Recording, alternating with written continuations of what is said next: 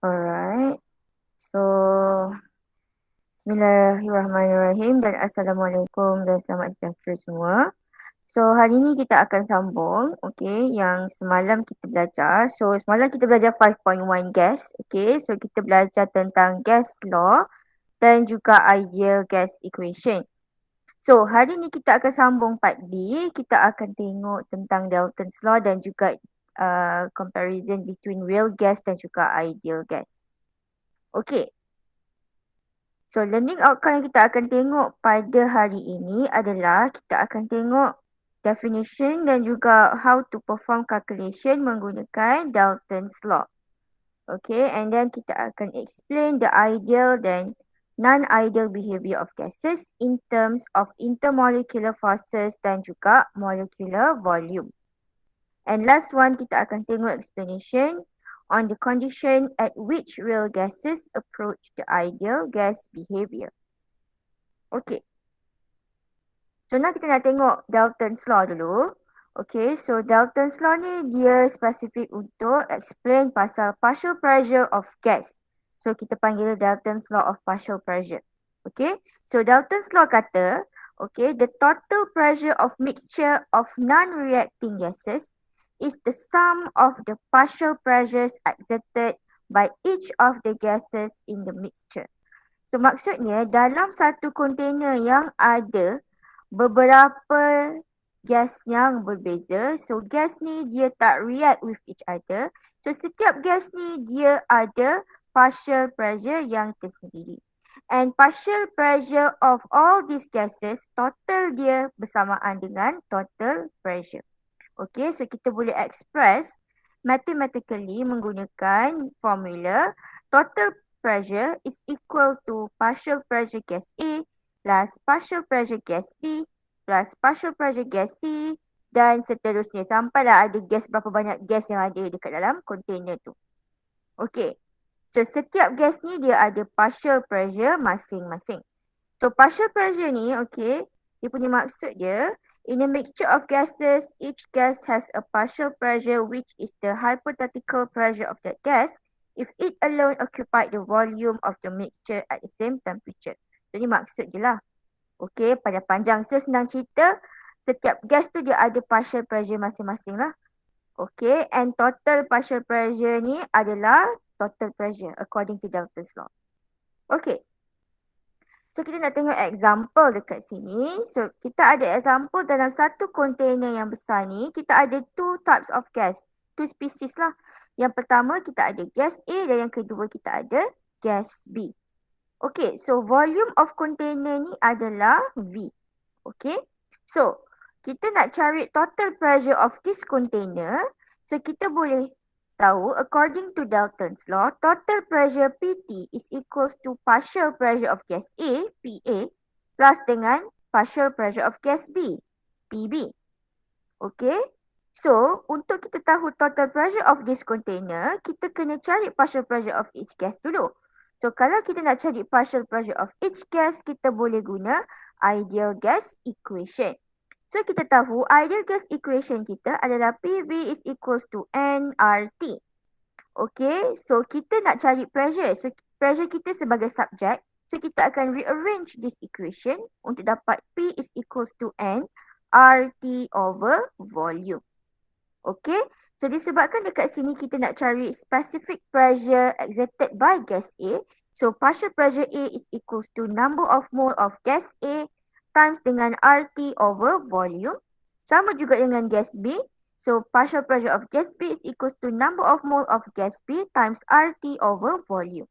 Sama juga kalau ada gas C, gas D ke gas E pun sama juga. Cara nak cari dia punya partial pressure menggunakan ideal gas equation. Okay.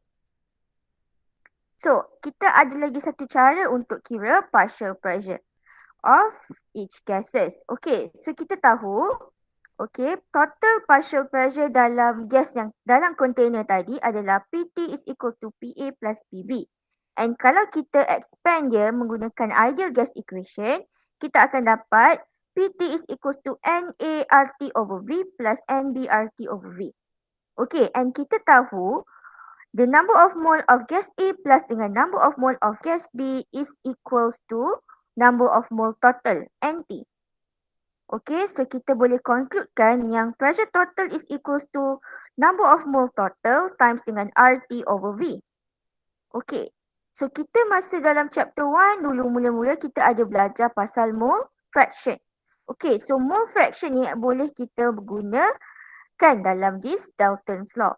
Okay, so cara lain yang kita boleh guna untuk cari partial pressure adalah dengan menggunakan mole fraction.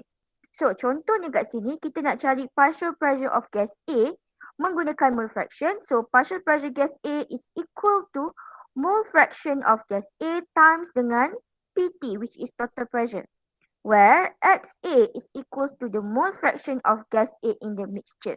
So, kita recap balik macam mana nak cari mole fraction. So, mole fraction of that species XA contohnya is equals to number of mole of gas A divided by total number of mole of the species yang ada dalam container tu. So, katakanlah kita nak cari partial pressure of B. So, partial pressure of B is equals to mole fraction of B times dengan total pressure, where XB is equals to number of mole of gas B over number of mole total. Okay. So, setakat ni untuk Dalton's law jelas ke tak jelas? Jelas. Alright, very good. Okay. So, yang ini saya just nak ingatkan awak lah pasal mole fraction kan. So, boleh baca. Okay, mole fraction ni kita express ratio of number of mole of one component to the number of mole of all component yang present dalam container tu. Okay. So, dia adalah dimensionless quantity, always smaller than 1. Kecuali kalau gas yang ada dalam satu container tu hanya satu komponen sajalah. Satu jenis gas saja. Okay, and the total mole fraction of all gases in the mixture is equal to 1. Okay, alright. So, kita tengok contoh soalan. Okay, kita buat sama-sama contoh soalan. Alright, dekat sini dia kata, a sample of gas at 5.88 atm contains 1.2 gram CH4 gas, 0.4 gram of hydrogen gas, and 0.1 gram helium gas. Calculate the partial pressure of CH4, H2 and He in the mixture. Okay, so soalan ni minta kita cari partial pressure. So kita tahu untuk cari partial pressure, okay, contoh okay, partial pressure, kita boleh guna this formula ataupun kita boleh guna this formula.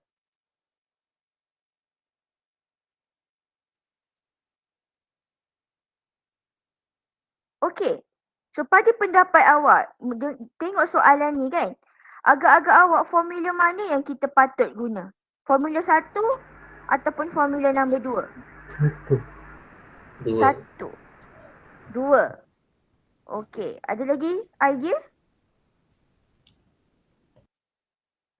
Okay, so jawapannya adalah kita akan guna formula nombor 2.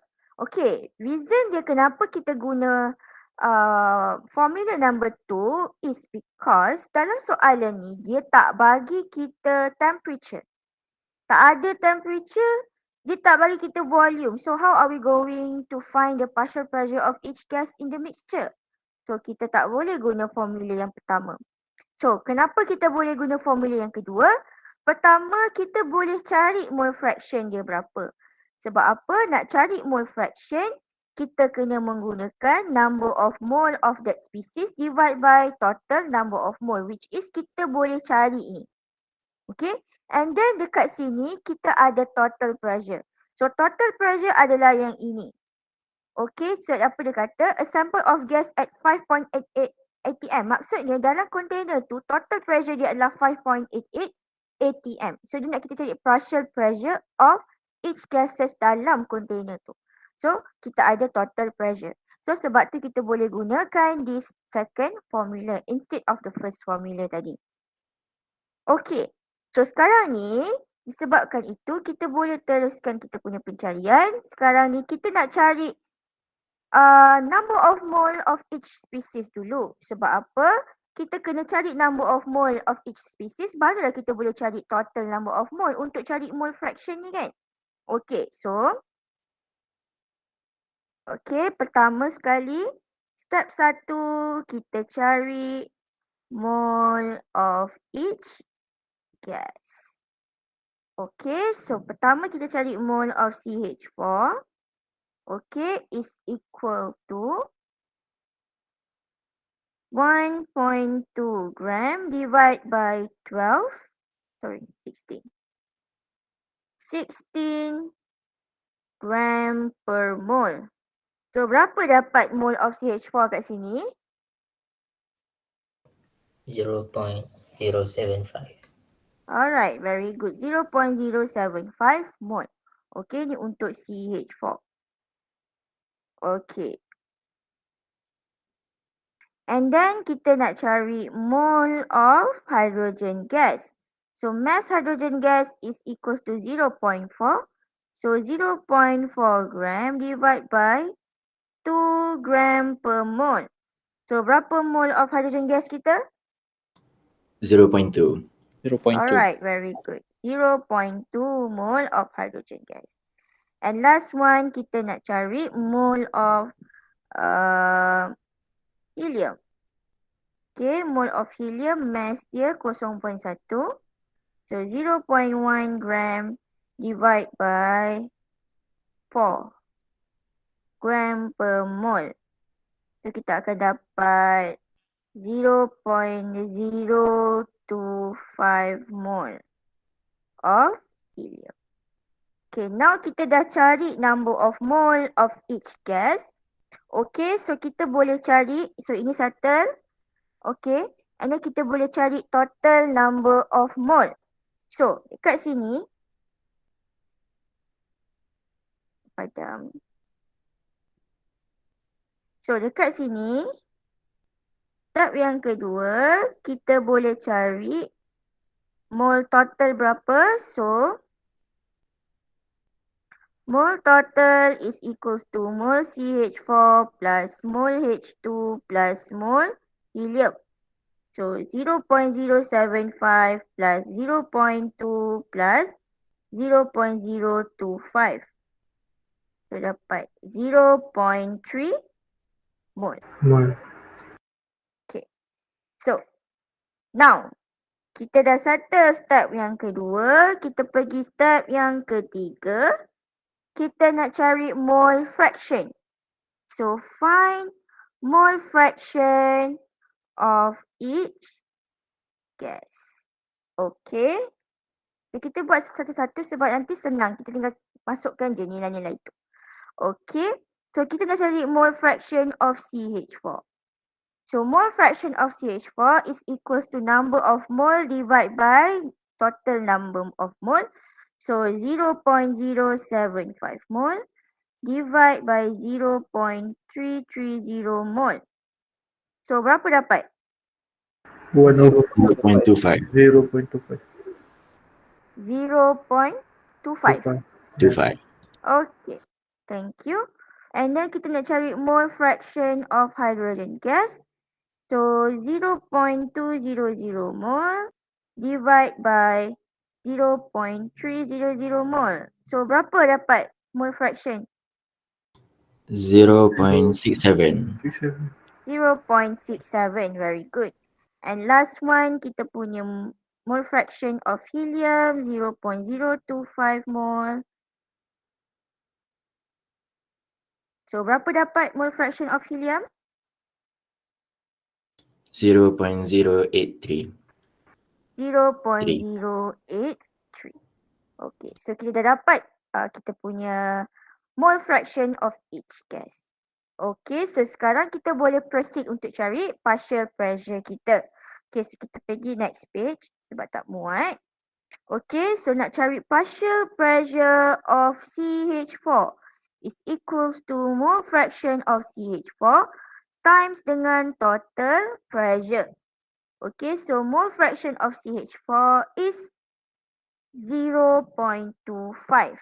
Okay, so 0.25 times dengan 5.88 atm.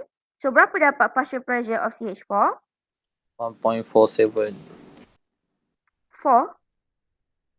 1.47. Oh, sorry. Thank you.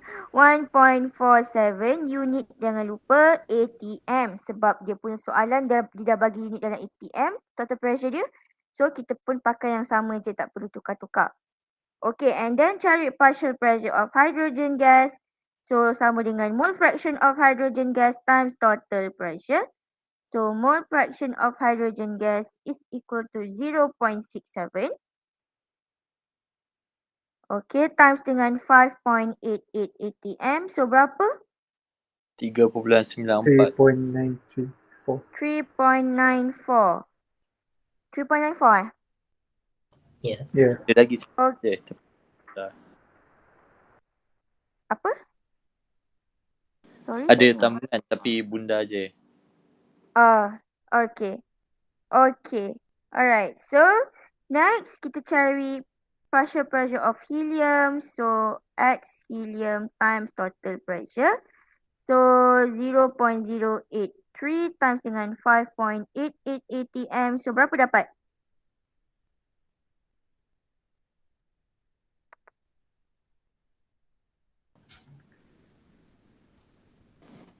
Zero point 49. 49. Okay. 0.49 ATM. So dah dapat lah kita punya jawapan untuk soalan A kita. Okay. Kalau awak jenis yang suka buat sekali arung, maksudnya kan, maksud saya apa tau? Awak terus macam cari untuk X ni kan, contohnya awak buat macam ni lah. PHE equals to 0.025 over 0.075. Awak je saya suka condensekan semua jalan kira dalam satu kerja kan? Boleh je, tapi saya takut awak cuai je. Kan? So kalau awak buat one by one macam ni kan, awak nampak. Okay, sebab saya suka awak buat one by one supaya awak tak cuai lah. So kalau awak macam ni, nampak lah one by one. Okay.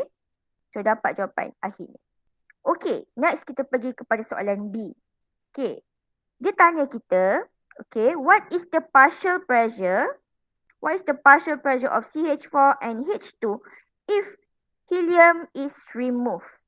Okay, saya ada soalan ke awak lah. Okay, saya buat tunjuk saya tunjuk kat sini. So kita ada sangat.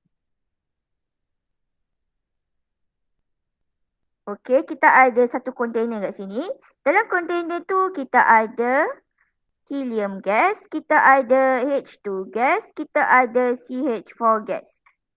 Okay, awak tahu total pressure sama dengan pressure of helium plus pressure of CH4 plus pressure of H2. So katakanlah kita buang helium ni. Pada pendapat awak, apa terjadi pada partial pressure of CH4 dan hydrogen gas? Berkurang. Awak rasa partial pressure of CH4 berkurang? Tak. Tak mengganggu. Dia tak ganggu. Tak ganggu pun kan? Sebab kita tahu, dia tak ganggu sebab kita tahu maksud Dalton pressure tu, Dalton's law tu adalah partial pressure of unreacting gas. Gas tu dia tak react pun with each other. So diorang, kalau yang ini remove keluar, yang ini masih ada, dia masih kekalkan dia punya partial pressure. Tapi yang awak cakap decrease tu adalah total pressure. Yes, kalau total pressure ialah berkurang lah sebab helium dah keluar kan. Tinggal H2 dengan CH4 saja. Tapi kalau soalan tanya apa berlaku pada partial pressure yang untuk gas yang masih ada dalam tu, jawapannya adalah partial pressure of that gas yang ada dalam kontainer tu tak akan berubah walaupun gas lain kita keluarkan. Okay, so dekat sini kita boleh letak jawapan kita.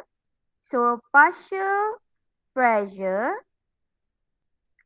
of CH4 and H2 does not change if He is removed. So, partial pressure of CH4 masih lagi berapa tadi? 1.47 atm and partial pressure of Hydrogen gas masih lagi 3.94 atm. Okay. Macam ni lah awak jawab soalan macam ni. Okay. Alright. So, jelas ke tak jelas soalan ni? Jelas. Nah, Okay, very good. So now kita nak tengok example yang kedua. So example yang kedua ni, awak tengok sekali imbas soalan ni kan?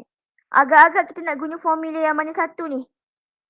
Yang ada temperature tu.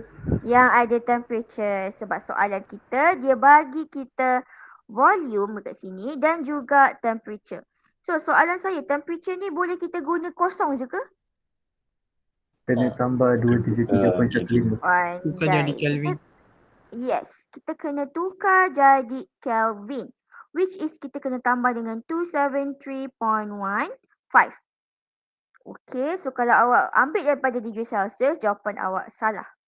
Okay, so sekarang ni dia kata mixture of gas made up of 6 gram of oxygen dan juga 9 gram of CH4 is placed in a 15 liter vessel at 0 degree Celsius. What is the partial pressure? So soalan ni senanglah, dia dah bagi semuanya. So kita boleh carilah.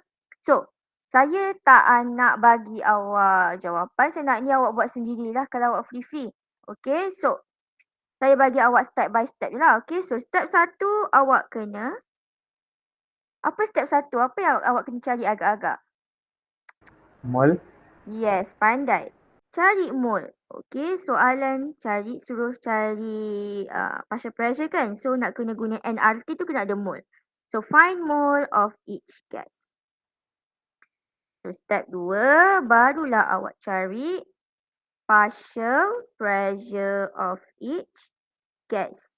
Menggunakan formula, so PCH4 is equals to NCH4RT over V. Okay, untuk partial pressure oksigen and oksigen RT over V. Okay. So sekarang ni untuk temperature saya dah tahu. Okay. Untuk R. So nilai R mana yang awak nak guna? So sekarang ni kita guna volume kita liter. So nak senang awak guna je R 0.08206 liter atm per mole per Kelvin. So nanti kita akan dapat pressure kita in unit atm. Okay, sebab atm. Alright. So, kita tengok soalan yang sebelah. Dia kata what is partial, ini, yang B ni. What is the total pressure in the vessel? So, total pressure ni senanglah. Awak dapat partial pressure, awak tambah saja kedua-dua tu. Okay, so kita akan dapatlah dia punya total pressure dia dalam atm. So, ni boleh buat sendiri. Okay, so jelas ke tak jelas untuk part ni? Jelas. Jelas. Jelas. Clear. Okay, very good. So, semalam siapa tanya saya yang pasal gas constant ni yang ada joule per mole tu kan? Sekejap kita check. Unit dia tu. Yang ini. Yang ini kan? Tak apa tanya saya tak ingat. Unit dia joule per mole per Kelvin. Okay, so dalam unit pressure kita, unit Pascal tu dia sama dengan Newton per meter squared, Nm negatif tu ni. So 1 joule ni sama dengan 1 Nm negatif tu ni. Okay, so sebab tu ada unit joule dekat sini. Boleh faham tak? Oh, faham. Okay. Boleh.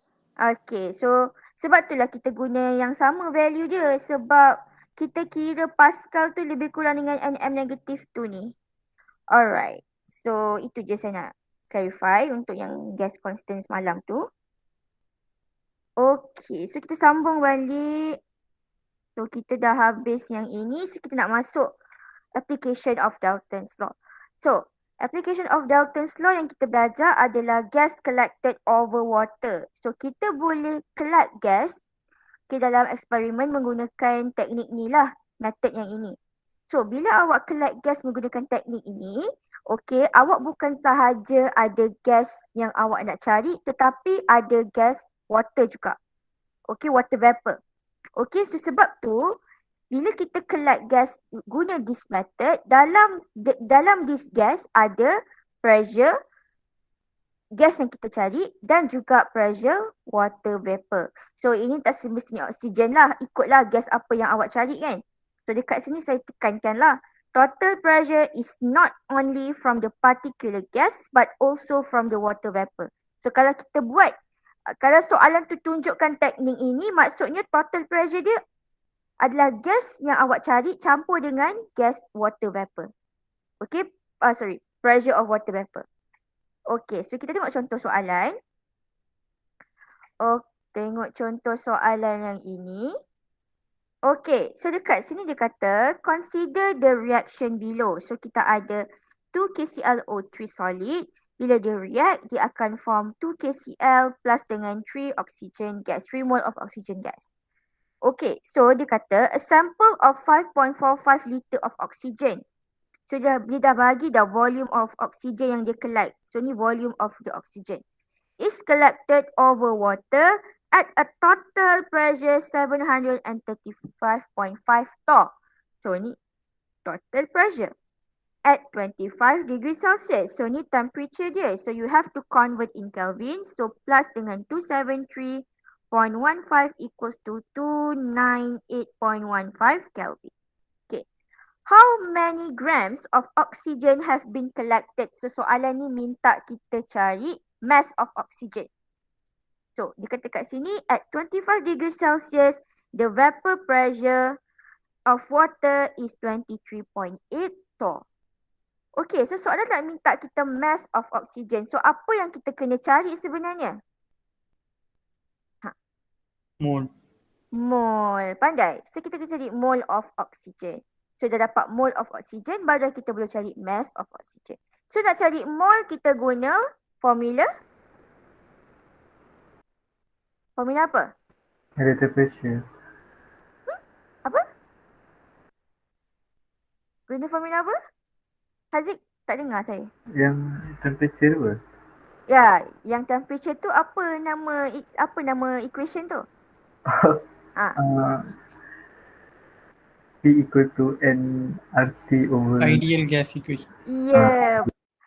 Haziq dah faham dah, cuma namanya tu, nama equation tu adalah ideal gas equation. Okay, kita guna formula PV is equals to nRT. So ideal gas equation kita ni sangat versatile. Dia boleh guna apa-apa je untuk cari maklumat yang kita nak, yang ada dalam ni lah. Okay, so kalau nak cari pressure, kita boleh guna formula ni.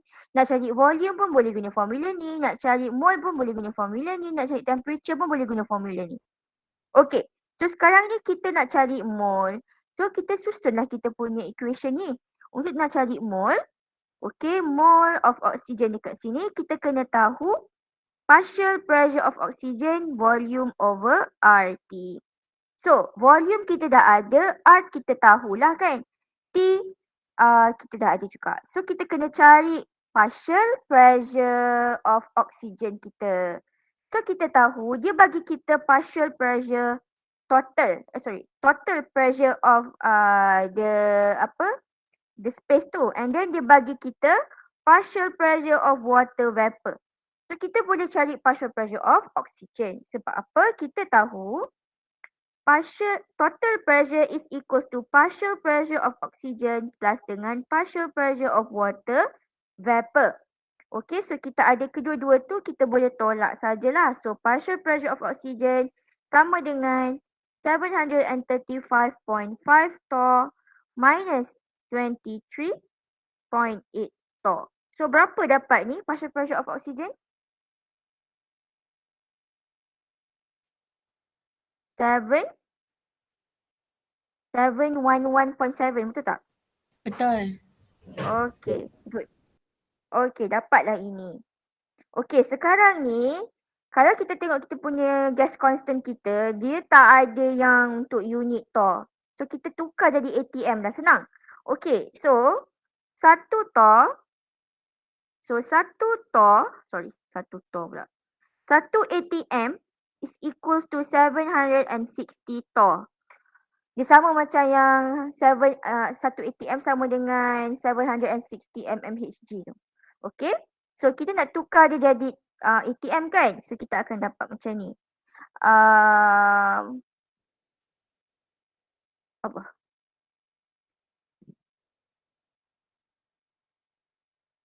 .7 torr kali dengan 1 ATM. 1 ATM ada 760 torr. Okay, so kita cancel. So kita kali, kita dapat berapa pressure kat situ? 0.9364. 0.9364. Dia yang 93645 kan? Ke ada lagi? 93645. So kita bundakan 936. Tak ada 9364. sorry. Tak ada. Dia ada lagi. 9364 dia 93647. 447. So kekalan 9364. Okay. So ini ATM. So thank you. Okay. So sekarang ni kita dah dapat partial pressure. So kalau kita tengok ini, partial pressure pun kita dah ada. So kita bolehlah teruskan cari number of mole. Okay. Warna hijau.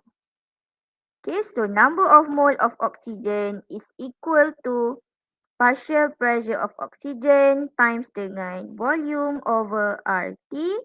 So 0.9364 ATM times volume kita 5.45 liter divide by, okay, kita nak pakai gas constant 0.08206 liter ATM per mole per Kelvin times dengan temperature 298.15 Kelvin. Okay, so macam mana nak dapat unit tu? So ATM cancel ATM bawah, liter cancel liter, per Kelvin cancel dengan Kelvin. So dapatlah mole kita. Okay, so kita akan dapat berapa mole of oxygen kita dapat? Okay, cuba kira.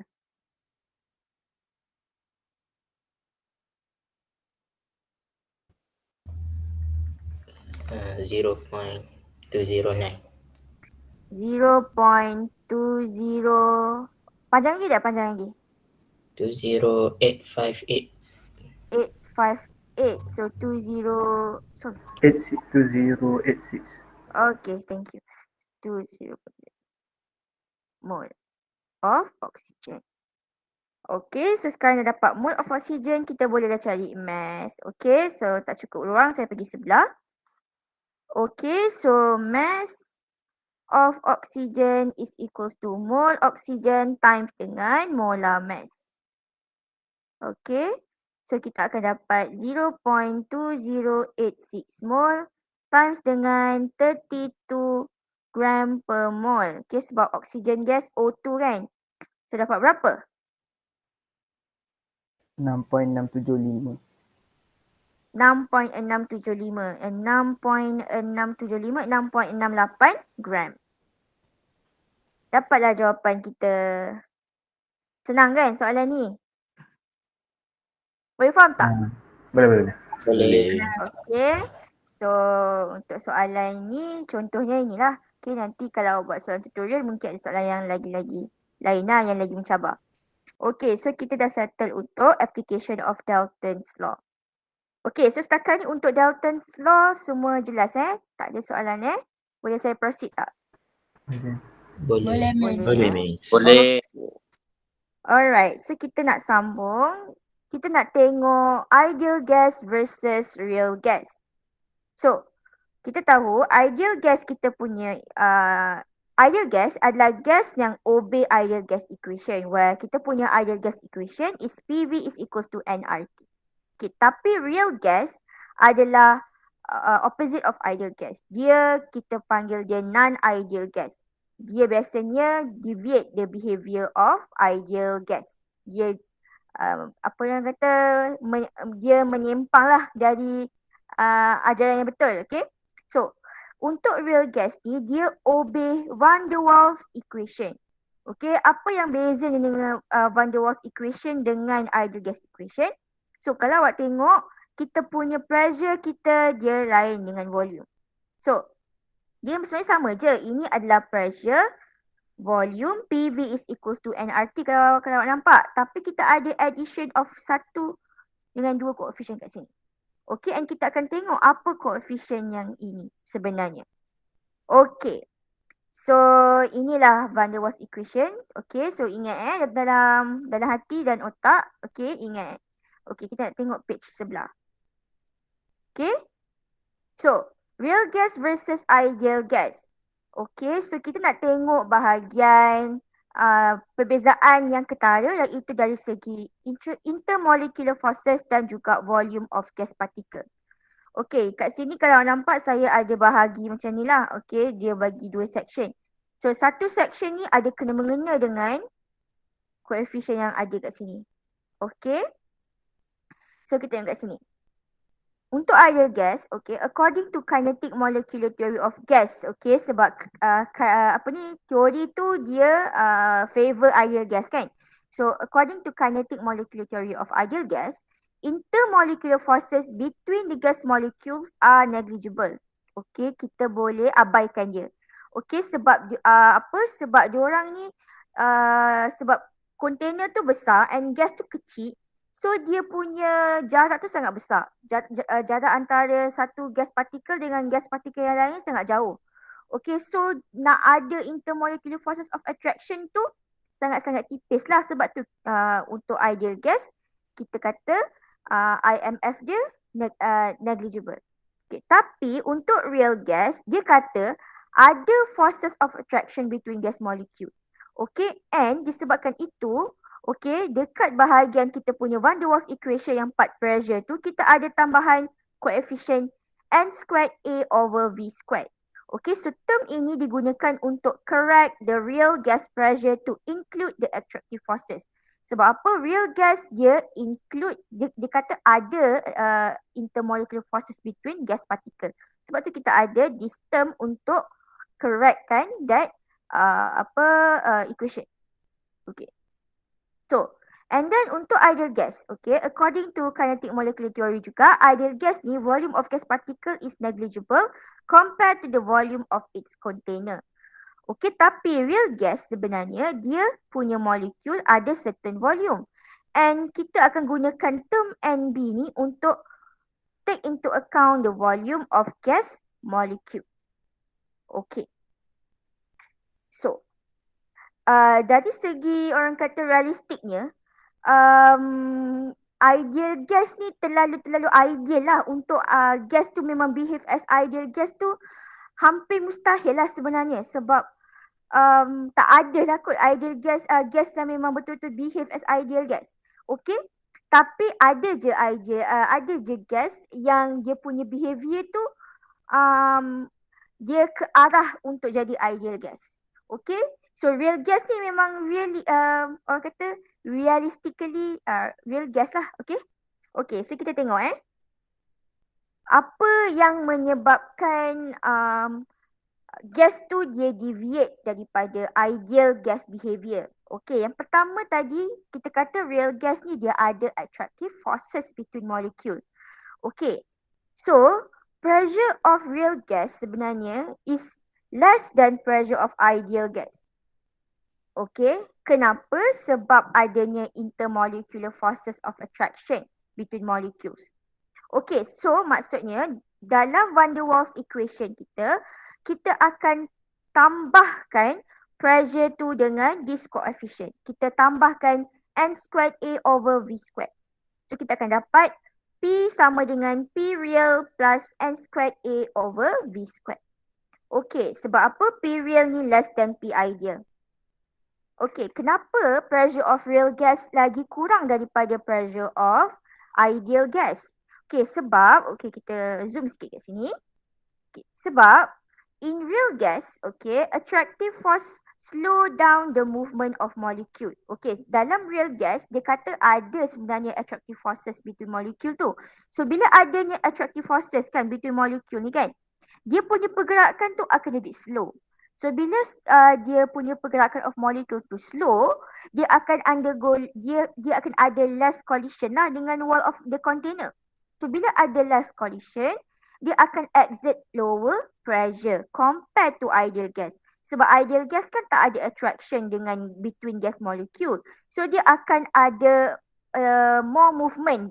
Okay, bila ada more movement, dia ada more collision dengan wall of container, sebab tu dia punya pressure of ideal gas lagi tinggi. Okay, so value of A kita ni, dia indicate kita punya attractive forces. Okay, so lagi besar lagi value of A kita, lagi besar lagi lah attractive forces yang ada dalam gas tu. Okay, so dekat sini, okay, saya tulis, the smaller the A value, the weaker the interaction between gas molecule. So lagi kecil lagi value of A ni, lagi weaker interaction. So bila lagi weaker interaction between gas molecule makin lama makin tak significant. So kita boleh kata dia negligible. So bila interaction between gas molecule negligible, makanya gas tu akan lebih behave as ideal gas. Okay, so okay tak yang ini? Sebab saya rasa mostly student untuk part ni dia akan jadi confused sikit. So student saya yang sekarang okay ke? Okay. Boleh faham ke? Boleh. Boleh lagi boleh. Boleh lah. Boleh lah. Okay, tak apa. Nanti korang akan faham nanti. Korang akan baca banyak kali baru korang faham. Okay, tak apa. Sekarang tak faham tak apa. Dengar dulu. Okay. So itu untuk part attractive forces. Okay, so dekat sini lagi tinggi lagi kita punya interaction lagi tinggi lagi dia punya coefficient punya value ni, lagi dia akan react sebagai real gas lah. Dia akan deviate daripada ideal behavior. So kita punya so kalau dia nak jadi ideal gas, dia kena make sure A dia ni rendah lah. So barulah dia akan behave as ideal gas. Okay, now kita nak tengok second one, iaitu volume, molecular volume. So untuk ideal gas, kita cakap the volume of gas molecule tu kita kata negligible. Okay, sebab size of container tu besar. Okay, and then kita punya molecule tu kecil. So negligible lah ideally. Okay, tapi untuk really, secara realistiknya, real gas kita ni, dia kata kita punya gas partikel ni dia ada volume. Okay, so maksudnya kita kena ambil kira volume tu. Okay, dia kata volume of gas molecule tu dia occupied the space in the container. Okay, so kita kata kat sini, so kalau saya lukis kan, ini asalnya ideal gas kata ini ideal. Okay, tapi sebenarnya kalau kita kompreskan gas partikel tu, dia sebenarnya ada occupy the space dekat dalam container tu. So ini yang kita panggil coefficient NB. Okay, so kat sini kita kata V ideal ataupun V effective is equals to V real minus dengan NB. Sebab apa? Volume of real gas lagi besar daripada volume of ideal gas. Sebab apa? Volume of real gas ni dia ambil kira the volume of NB ni tadi. Volume of gas molecule. Volume occupied by gas molecule, NB. Okay, dia ambil kira sebab tu V real ni lagi besar daripada V ideal. Okay, so lagi kecil lagi value B ni, lagi smaller the volume occupied by the gas molecule. Thus, the volume occupied by gas molecule is not significant ataupun kita boleh kata dia negligible. So, bila macam tu, gas tu makin lama akan behave ideally. Okay. So, sebab tu lah tadi, okay, dalam kita punya equation ni, kita ada ni. So, ini P, V, nRT. Okay. So sepatutnya kalau ideal gas, dia cuma PV is equals to nRT je. Tak ada pun coefficient ni. So coefficient ni maksudnya adanya attractive forces Yang ini adanya volume of gas particle, gas molecule. Okay? Faham. Alright. So kalau tak faham nanti balik habis kelas nanti bila masa boleh study balik lah. Okay, bagi faham betul-betul. Okay. So sekarang ni kita nak tengok.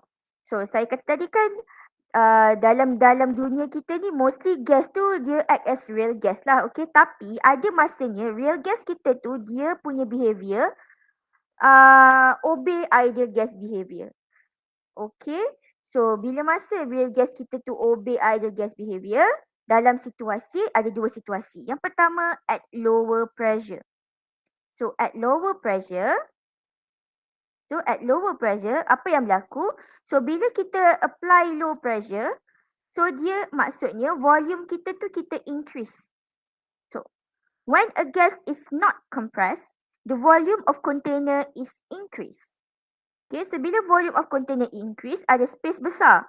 So bila ada space besar, kita punya gas molecule tu, dia not occupy the sizable portion of the container. Maksudnya, gas molecule yang yang ada dalam container tu macam serupa tak ada je. Okay, sebab apa? Volume container kita tu besar. Okay, tu maksud ayat ni. Okay, so disebabkan itu, distance between gas molecule will be far apart from each other. Okay, dia akan makin jauh-jauh lah sebab container ni besar kan. Okay, so the intermolecular forces will now become negligible. Okay, sebab bila distance of gas molecule is very far apart from each other, diorang tak akan ada intermolecular forces. Ada tapi sangat-sangat jarang lah, tipis lah. Okay, sebab diorang punya jarak tu jauh kan. So, kita boleh abaikan intermolecular forces tu. So, kita kata negligible. So, now ni that real gas, dia obey kinetic molecular theory. So, kita kata that gas behave ideally. Okay. Lagi satu situation, okay, untuk real gas, dia obey ideal gas behavior adalah pada high temperature. Sebab apa? Bila high temperature, dia ada high kinetic energy. So, the kinetic energy of the gas molecule increases. So, what happen bila ada high kinetic energy? So, kita punya gas molecule tu dia bergerak laju. So, dia bergerak laju, dia ada more energy. Dia ada more energy untuk break away from the intermolecular forces of attraction lah kan. So, bila dia dah boleh break away, maksudnya dah susah dah payah nak ada intermolecular forces between gas particle. So, kita boleh kata intermolecular forces now become negligible. Okay, so now that gas will obey kinetic molecular theory, hence the gas behave ideally. Okay, katakanlah real gas kita ni, okay, dia berada dalam situasi opposite from these two situation. Okay, maknanya the real gas akan lebih deviate daripada behave as ideal gas. Deviate ni maksudnya lagi menyimpang lah, dia dah tak akan jadi ideal gas lah. Okay, so situation yang pertama untuk real gas disobey ideal gas behavior adalah kalau berada pada high pressure. So high pressure ni sama dengan bila kita decrease kita punya volume. So bila kita compress kita punya gas, volume tu makin decrease. Volume of container is decreased. Okay, so gas molecule now occupy the sizable portion of container. Maksud ayat ini adalah bila kita kecilkan kita punya volume container kita, sekarang ni walaupun kita punya gas partikel kita ni kecil, okay, tapi sebabkan volume container tu kecil, so kita boleh kata macam kita boleh nampak lah yang volume of gas tu dia occupy the portion of container kita ni. So sebab tu kita kata gas molecule occupy the sizable portion of the container. Okay, so bila macam ni, okay, the distance between gas molecule akan jadi lebih closer. Okay, bila closer ada intermolecular forces. Okay, sebab bila makin dekat akan ada interaction lah between gas molecule kan. Jadi kita kata intermolecular forces is now become significant. Okay, so bila intermolecular forces tu kita ambil kira, dia dah jadi significant. So sekarang ni dia dah disobey kinetic molecular theory. So bila dia disobey kinetic molecular theory, so the gas now deviate from the ideal gas behavior.